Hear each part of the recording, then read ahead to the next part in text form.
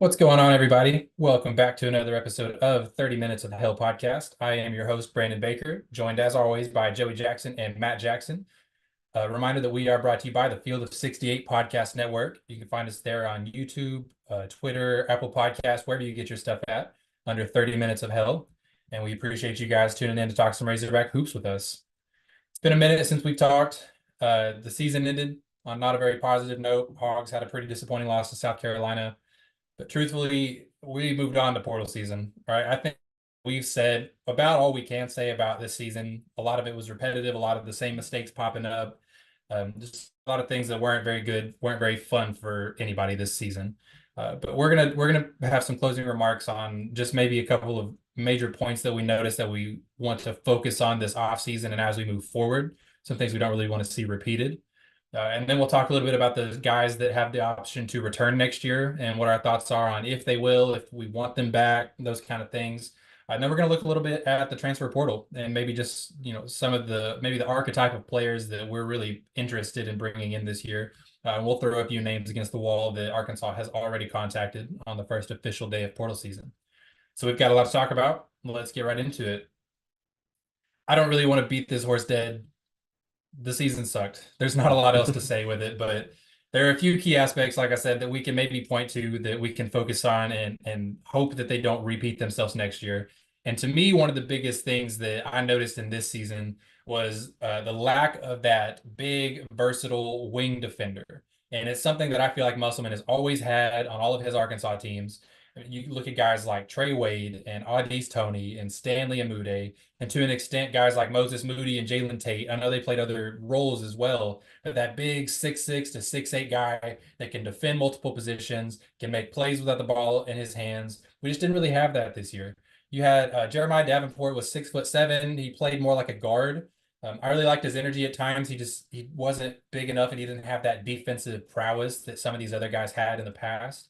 And then Tremont Mark was supposed to be our lockdown defender, but I feel like he was asked to do so much offensively and just all over the court at times that he just literally didn't have the energy to do all of it. He couldn't be the big lockdown defender that I'm talking about that I wanted on this roster while also carrying the offensive load that he did. So that's one thing to me that really stood out this season that I really hope that we correct in the transfer portal. And it seems we'll get to it later, but it seems like Musselman is already talking to some guys that fit that mold a little bit. So we'll get into that here in a minute. But I really want one of those glue guys. They don't have to be a primary scorer. They don't have to put up 18 points a game. Just a glue guy, a big defender that we can use in multiple lineups and is versatile. So that's my big takeaway that I'm looking for this offseason as we move forward. What are some things that you guys saw this season? Some things that you guys are looking at this offseason to correct? I'm kind of with you, Brandon. We need some defenders. We need some athleticism on the team.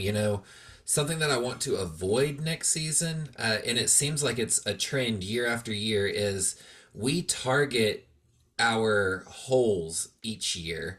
So it seems like just always tries to fill the gap from the year before with an entire roster of what we were missing. Like last year, we were missing a go-to guy for scoring. We went and got an entire team full of go-to guys for scoring and didn't focus on anything else. I want a more well-rounded roster next year, and like you said, we need the athletic wing. We need a defender.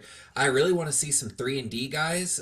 We kind of got a little of that with Davenport. He wasn't the best defensively, but guys that can go down, hit shots, and then come back and defend the heck out of the ball and defend the heck out of just in general, like not even on ball defense. We need someone smart, defensively intelligent, who can make plays on the defensive side of things. I was preaching about this mid-season. We need a playmaking guard. If it's just one, perfect. We need someone who can come down the court, read a defense, and make plays. That's my primary focus, is a guard who we can rely on to run our offense, because we had no version of that. We thought it was 3-4 different guys this season, and we never really got what we were looking for. But I want someone who can control our offense. Yeah, I am going to go a different route and say that I would like a big, a athletic big, a guy who is maybe 7 feet tall, preferably. I joked before we started that I wanted a Jokic, but That's what we need. And at the end of the day, we never really go after them. We had what the last 7-footer we had was Vanover, Yeah. right? And I would really like that. Guys, I am sorry, but this car alarm is just killing me. I can't talk. I can't talk with I it. was wondering if we were going to address that. Dude, I am so sorry. What is Oh my going on? gosh. Did it just Thank turn you. off? All right. Like I apologize. I couldn't Matt, just form pick up at the beginning of what you were saying. Just start over with, I'm going to go a different I'm direction. keeping this in the recording. Just keep going. Okay. Okay. I know Mekhi Mitchell really shined towards the end of the season, but I want somebody who is big-bodied, who is just really aggressive. I love the fact that we were getting blocks. I mean, shoot, we were still were we the leading team in blocks still, or we were close to it? We were at one leading time. SEC when they were talking about us in the tournament. Yeah. So, I mean, my goodness, I loved our attack there, but I want a guy that can rebound the basketball no matter where he's at. I mean, I don't care as much of getting offense out of my bigs as I care about the aggression, you just getting after a board. Sure, block some shots, but get the dang rebound. It's funny you say that, Matt, because Brazil was that guy. He just didn't show it. You're right. And I mean, and that can be said, we can get a very defensive oriented big that can block shots and have those wing guys that you were talking about that can grab the rebound afterwards. Just people, we just need overall, I think the main thing we need is hustle. We didn't have too much effort this year. And we punched that into the dang wall, though, throughout the entire season. Just saying, we need some guys that have a little bit of a little bit of effort. But overall, I think if we can get a good big, defensive oriented, versatile big, we'll be in much better shape than we were this year in terms of one of the big holes being rebounding. Yeah. Those are pretty good points right there. We've kind of covered, playmaking guards, athletic wings, a versatile big man. Those are, things that you would think make up a pretty good team. And we thought we had some of them on this roster, but they ended up not being that way. We thought El Ellis and Keon Minifield were going to be those playmakers, and neither of them gave us consistency. Sometimes it was defense, sometimes it was effort, sometimes it was scoring. They just weren't consistent on the court. And Mekhi wasn't that guy for a lot of the season. Some of it was maybe just due to minutes played. And then late in the season, he kind of blossomed, and all of a sudden Arkansas looked really good, just like you said. And we didn't win all those games, but we were at least the competitive team we thought we should be the whole season, even in some losses. And I think a lot of that was about Mekhi. And I even coming into this last season, I really wish that we could have found depth at the center position. And I know Chandler Lawson was a welcome surprise, but he's still only like 6'8". And there were still times where he just wasn't big enough. He just wasn't that guy in the post that we needed. I really wanted somebody beside Mekhi Mitchell to kind of have that duo down there. But as we saw, it wasn't really the case this year. So that'll be something interesting to watch this offseason. All right, but up next, we're going to talk a little bit about some of the guys that do have the option to come back and recap the guys that have already are running out of eligibility, that have already announced their transfer, everything going on with the current roster. But first, we're going to take one quick break, so we will be right back. The best month of the year is here, which is why you need to know that we are now partnered with BetMGM. We'll be using BetMGM lines to make all of our picks, and we'll have special offers for the listeners and the viewers of the Field of 68 all through the NCAA tournament. If you haven't signed up for BetMGM yet, you can use the bonus code FIELD, and you will get up to a $1,500 first bet offer on your first wager with BetMGM, regardless of whether or not that bet hits. Here's the best part. All you need to do is deposit and bet $10 of your hard-earned money. This is how you make it work. Download the BetMGM app and sign up using the bonus code FIELD. Deposit at least $10 and place your first wager on any game, and you get up to $1,500 in bonus bets, regardless of the outcome of your bet. Just make sure you use that bonus code FIELD when you sign up. Most importantly, we do have some fun stuff coming for the conference tournaments and especially for the NCAA tournament. Bet insurance tokens, college hoops odds boost, and what I love the most, a nice parlay boost for anything you could possibly imagine betting on in the NCAA tournament, from odds and getting an at-large bid to Final Four futures to the highest seed to make to the Sweet 16. I'm calling it right now. BetMGM is the king of the prop bet for your March Madness needs. So go download the BetMGM app, use the code FIELD, and sign up today. And while I've got you, a quick request: the best way to support the Field of 68 and our content you get for free is to engage with us. Rate and review the pod, like and share the YouTube videos, tell your friends about us. It helps in a world where the algorithm is king. And now, back to the show.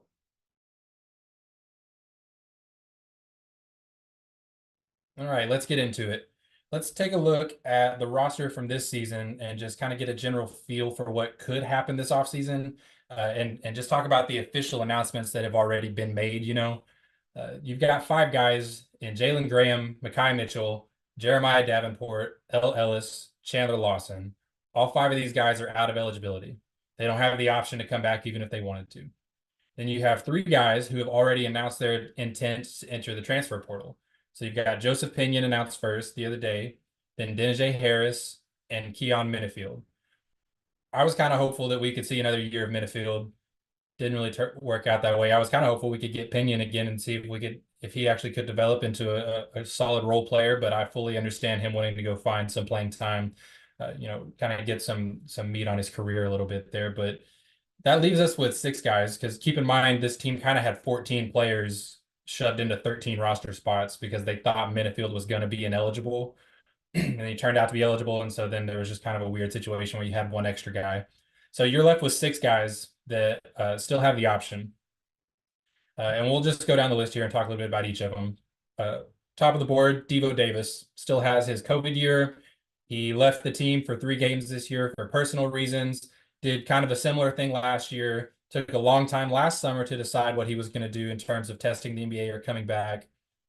Personally, I would be pretty shocked if he did come back for a 5th year. I think there's just been too much going on with him personally, with him and the team. It's not impossible. Obviously, he has the year to use if he wants to, but my opinion, I would be a little shocked if he came back. What do you guys think about Devo? Yeah, I mean, I hope for Devo's sake that he kind of calls it quits. I am appreciative of everything he's done for the program, but I just feel like it is time for a change for Arkansas in general, and I think for Devo as well. And that's really all I have to say about him. Yeah, I don't want Devo back. He, like you said, Matt, he's done great things for the program. He wasn't the player that he was expected to be this year. And while I say that, I think that it's possible that he comes back next year just because of how low quality of a season he had. I think that he wanted to test professional play out last year and didn't really have the resume quite yet, and now his resume is even worse with this season.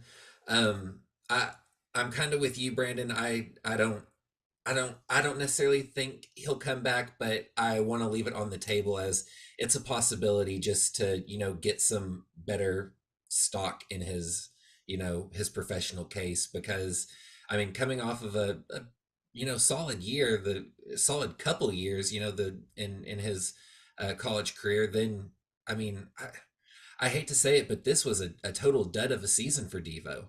I don't know if that's kind of looming in his mind too, as he needs to come back with revenge and a final, triumph, for lack of a better word. Yeah, and speaking of that guy that maybe let down some season expectations, the next guy on the list, Trevin Brazil, an all SEC type player in the preseason, had sky high expectations, lottery pick potential. Still does have that kind of potential to him, but I don't know if it was the role that he was put into, if it was the roster construction around him. I think a big part of it was still coming back from his knee injury, that he was worried about taking things and getting too physical in the paint at times. I think we saw a lot that he settled for jump shots early on in the season and didn't do the things that make him such a good player. But he definitely has the option to come back. I believe last year will probably count as a medical red shirt, so I would assume he still has 2 years left on the table if he wants to use them. but still projected in a lot of NBA drafts online. And that's really, I mean, like you said, Joey, Devo kind of had a down season. Trevin Brazil had a down season for Yeah. sure. And it included another injury, a stint where he missed some time this year. So another scare for NBA scouts. But just his raw athleticism, just a freak of nature with his jumping ability, his leaping ability at 6'10", and he's got really good instincts as a shot blocker. He showed his ability to be a good rebounder this year. And then late in the season, we kind of saw him doing some things we wanted to see, crashing the glass, running in transition, taking threes when they're open, but not settling for too many of them. I would love to see him back. He's definitely one that I think he's going to test the pro route. I think he's definitely one that he can't afford for his stock to fall any lower. He can't afford for his knees to take any more wear and tear before he goes and tests the NBA waters. That's just my opinion. Yeah. What do you guys think about Trevin? I completely agree with you. I think he'll test the pro. He's got enough, sky high potential for a team to take a chance on him in the first round, even if he's not a lottery pick. But I think he tests the draft. Like you, I'd love to have him back. I think, now that he's got a give or take full year under his belt, I think that he would be a great addition to next year's team, especially with a new group completely around him. But I don't realistically see that happening. I see him going to the NBA. Yeah, I think they'll take a shot on him in the draft, but I will say with NIL being in question, I mean, NIL really does change a lot in terms of whether players join the draft or not. Uh, I would not be surprised if he transferred and just went to just fresh start. Had 2 injuries at Arkansas, maybe just get a fresh start somewhere else, get a little different approach, because his draft stock did fall really low, and you may be getting paid more in college than you would trying to test the waters of being pro.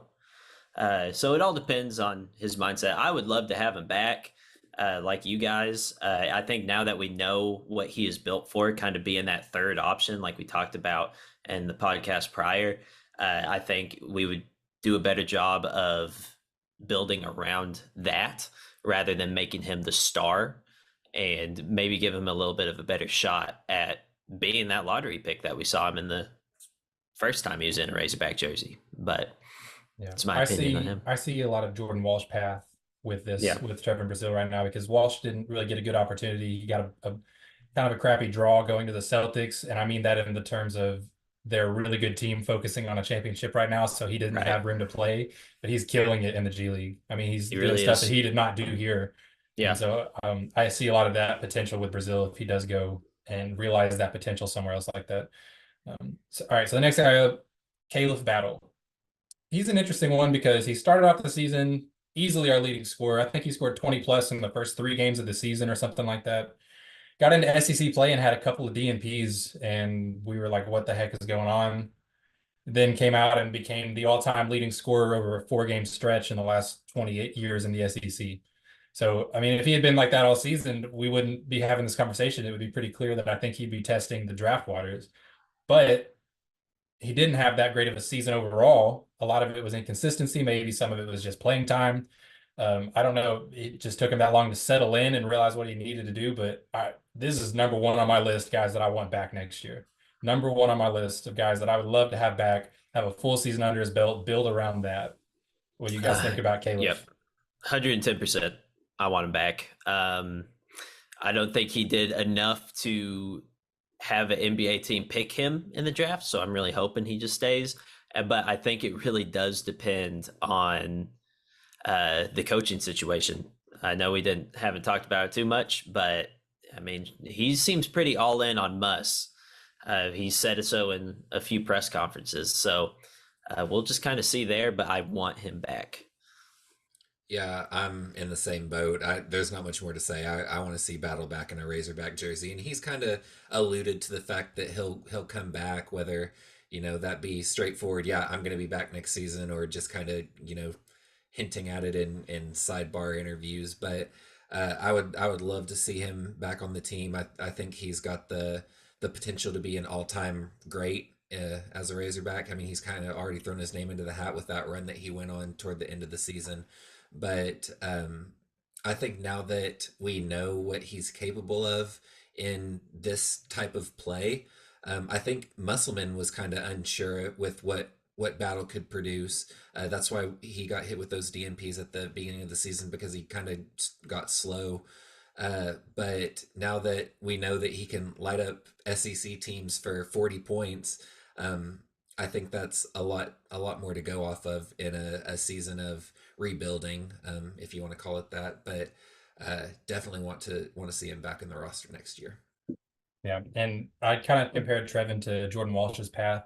I could absolutely see Caleb Battle following a similar path to Mason Jones type player, where he finds himself on some 10-day contracts, some G League contracts, some things like that. And if he improves, it could be better than that. But right now, just the type of scorer he is, I think he's got that type of potential already. So it'll be interesting this offseason. He reminds me a lot of JD Note, personally. Yeah, I see that. I can see that too. All right, next guy up, Tremont Mark. He was, if you'd asked me 2, 3 weeks ago about people coming back, I was probably leaning towards him testing the draft waters about the same as I would Trevor Brazil, but I don't know. I don't know what his plan is going to be. He kind of settled into more of a backseat role. And I say that he was still putting up 15, 17 points at times. But once Caleb Battle established himself, once Mekhi Mitchell started rolling, we saw Tremont Mark kind of start doing more things that maybe he thought he was going to do when he came here. You know, he was getting 8 rebounds a game, dishing out 5 assists, and then only taking 7 shot attempts instead of trying to score 35 points a game. So I would be interested to see him back next year too, depending on the roster construction.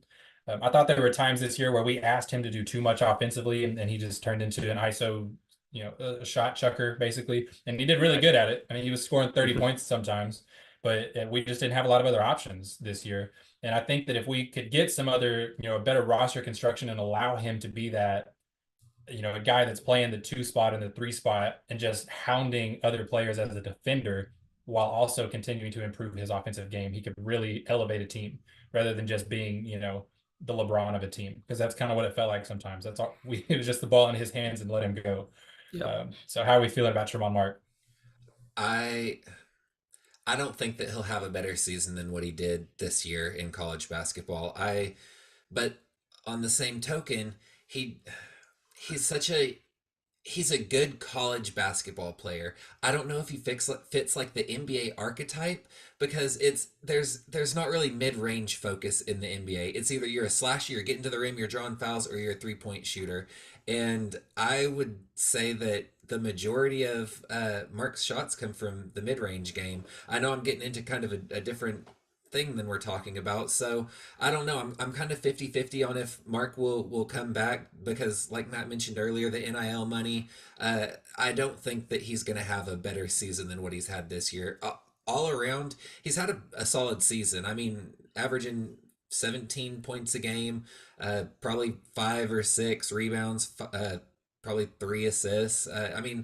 Overall, he's had a well-rounded season. I just don't know how well his game translates to the NBA. So for that, I'd probably say come back to college basketball and give it another year to show if you can expand that skill set. Yeah, and Brandon, I agree with you in terms of depending on the construction of the team, do I want Mark back? Because he is a ISO scorer, and depending on his workload, if he has to be that ISO scorer, I don't want to see ISO ball. I mean, it just doesn't work in college basketball. The best teams have really good ball movement and have shooters on each corner, things like that. I mean, we can't do the ISO ball like we did this year. And I will say that will change if we know Battle's coming back, because we know he's going to get his points. And that, like we saw, it was much better. Mark was much better at moving that ball around, moving without the ball, getting to where we need to be. But it really does depend on the construction of the team. He already tested the draft waters before, if I'm right, in the transfer portal last year. Yeah. And I don't know how good of a season he had last year. I assume this one was much better, because he was at Houston, and Yeah. I don't think he was even the best on that team. He did play a key role in that He Houston did. team, though. He He was a did. big role, but he didn't have the stats quite like he Right. had here. Yeah. Right. So it's 50-50 for me as well. Whether I want him back or not, it depends. It really does depend. All right. So the last two guys on the list, both of the freshmen that were here this year, and we'll start we'll start with Bayfall. That's an easier one for me. I'd love to see him back. I don't think I would I would not be surprised at all. I think he's one of the more likely transfer candidates after not getting hardly any playing time this year. I think he had almost as many minutes played as he did DNPs on the season. So I mean, there's not much else to say. He's a raw talent, very good instincts defensively, very soft touch offensively, but he's skinny and he needs a lot of work. He needs to develop a lot of things. Muss has not shown to be that kind of patient developing type of coach. Maybe Bayfall will be different. Maybe we'll see what comes of it next year, but there's not been a lot of guys that come into the program young and then grow into something we want to see them be. So I would not be surprised at all if he leaves. I would be happy to have him back as a project piece. I'm with you, Brandon. He's you took the words right out of my mouth. He's a very raw talent, and Muss just isn't the guy to develop that raw talent. So I don't see him coming back. If he does, great. I'd love to see him develop as a Razorback, but I don't know if he will or not. I really don't care whether he comes back or The not. biggest Bayfall stan I know doesn't care. No, that is my fiance. All right, she likes Bayfall. No, I mean same with you guys. I would if he comes back, awesome. I'm happy to have anybody as a Razorback, but if he doesn't, I understand. Yeah, that sums it up pretty well, I think. All right, so then the last guy, Layden Blocker, fan favorite on the year, one of our favorites. I think I mentioned it before. It's rare that you have a guy that's more fun to watch on the defensive side of the ball than it is offensively. And Layden is absolutely one of those guys. And I love watching him play basketball. I love the energy and effort he plays with. I think we got to see a little bit of his playmaking ability offensively, but not really what he's capable of. He got a little bit more confident in his shot late in the season, but I think that he still goes 110 miles per hour. That's something that we've talked about is probably his biggest downfall at the moment. One reason, probably the biggest reason he wasn't getting the playing time people thought that maybe he should have gotten. But I think that as the game slows down for him, as he gets more minutes logged, as he develops a little more, he's going to be really good. I mean, he's already special defensively. I want him back. I think he is top 2 on my list. I said earlier that Caleb Battle was the guy I want back. Layden is the number 2 guy on this list out of these 6 guys that I would love to see back. But after what we just talked about, he got 5 straight DNPs to end the season. Wouldn't surprise me at all if he leaves. So, but I want him back. I'd be shocked if he stayed, honestly, with how the season went for him. Just on the coaching side of things, I would love to have him back. He's in my top 2 as well, right behind Battle, but I just don't see it happening, sadly enough. I think he could be such a game changer to any team, not only the Razorbacks, but it'd be great to get him back here. Please come back. If you're listening to this, please come back for my sake. Matt will give you $10 to come back, Layden. Please. Yeah, all right. That's all I have to say.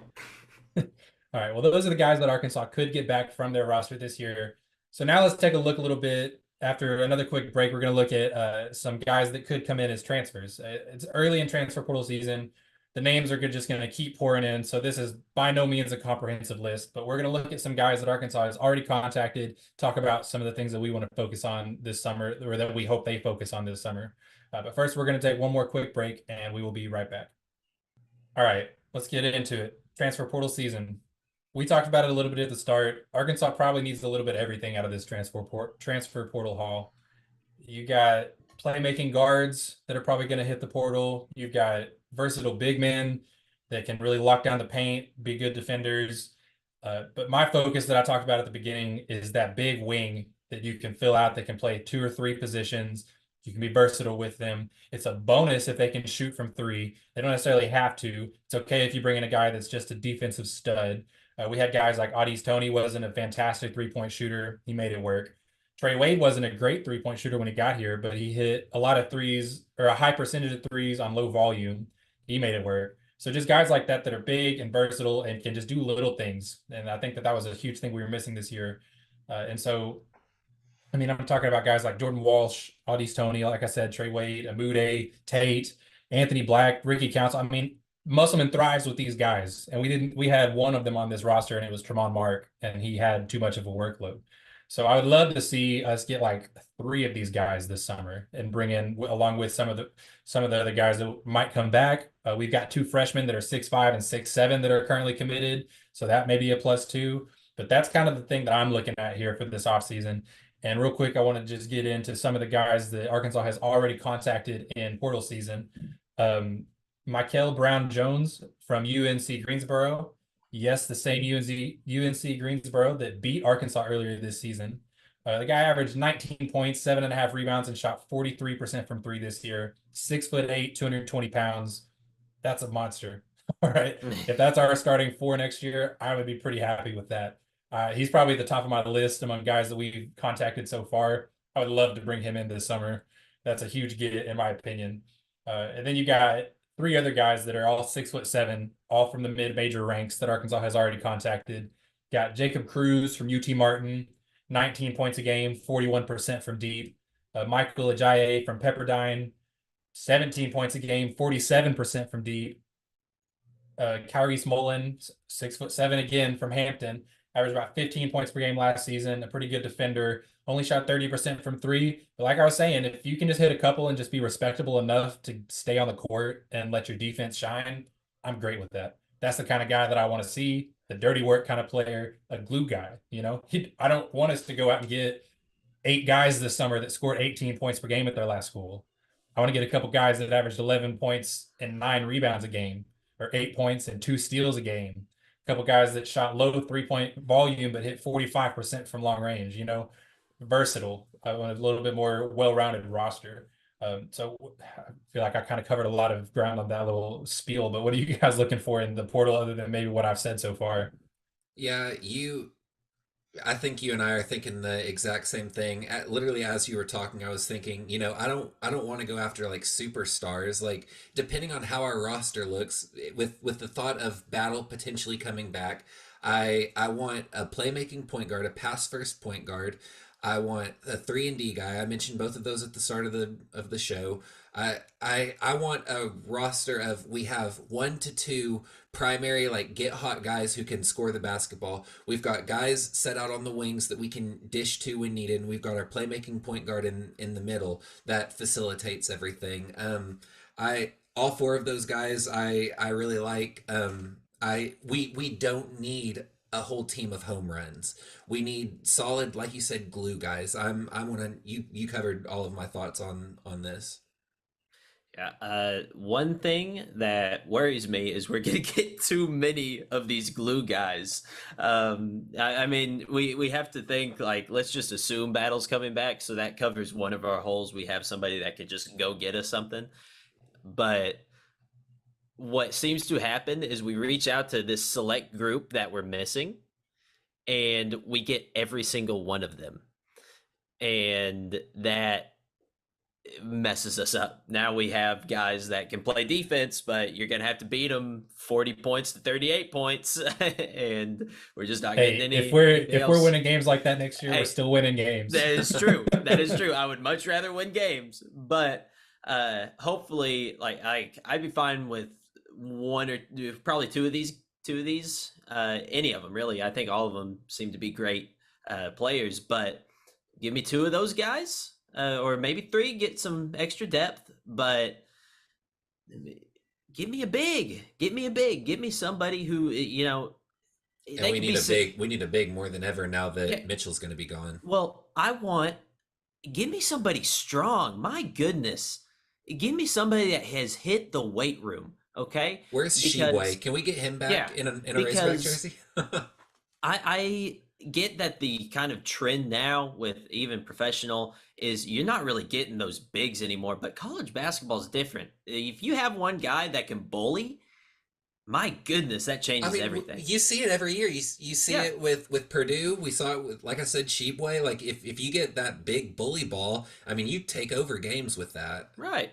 So that's what I want. Give me a bully. I mean, 6'10", 6'11", but strong, and athletic. You can be 6'10", but if you're athletic and big, then you take away from those skinny 7-footers, you're just stronger than them. So give me something like that. I like these guys, but let's see somebody with a little bit of muscle on them get in there, bully some people.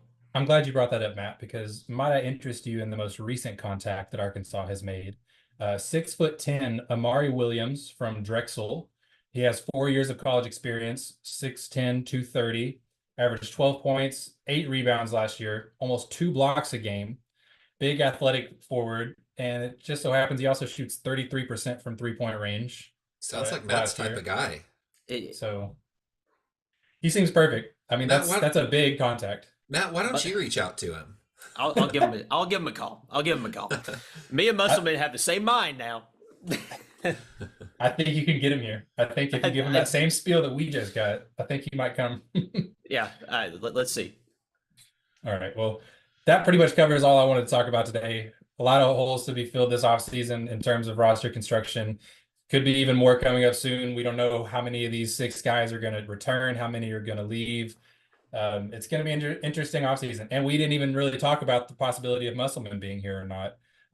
All things seem to have cooled down on some of those talks, but nothing official has come out. It's not worth speculating too deep into anything like that right now.